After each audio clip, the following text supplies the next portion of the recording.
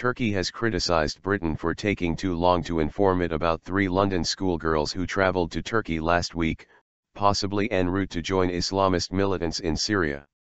Deputy Prime Minister Bülent Arınç said he hoped the girls would be found, but that it would be Britain, not Turkey, to blame if they were not.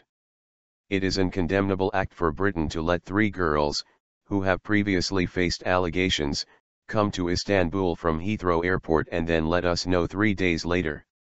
They haven't taken the necessary measures, Arınç told reporters after a cabinet meeting.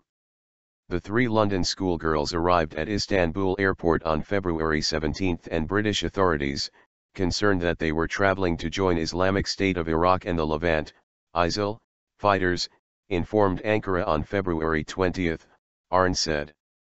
We are continuing search operations intensively. Of course, Turkey doesn't have any fault in this case, he said. Turkey was able to do little to track the movements of 3 people who had entered as tourists, the Deputy Prime Minister stressed. The search is ongoing. It would be great if we could find them. But if we can't, it is not us who will be responsible, but the British, he said. Thousands of foreigners from more than 80 countries have joined the ranks of ISIL and other radical groups in Syria and Iraq, many crossing through Turkey.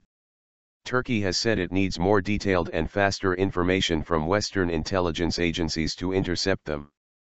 First, you should follow this and prevent them from traveling abroad.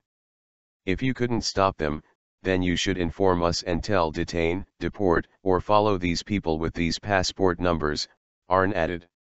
Turkey can never be held responsible for wherever people who came here with a tourist passport, without any barriers or notices, go. We don't have any mechanism to question tourists' intentions and read their minds, he also said.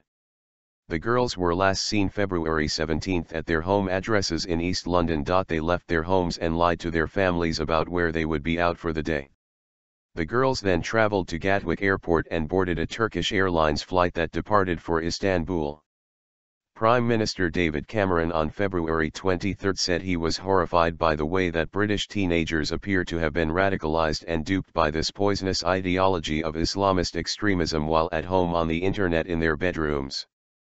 They appear to have been induced to join a terrorist group that carries out the most hideous violence and believes girls should be married at 9 and women should not leave the home, he told Parliament.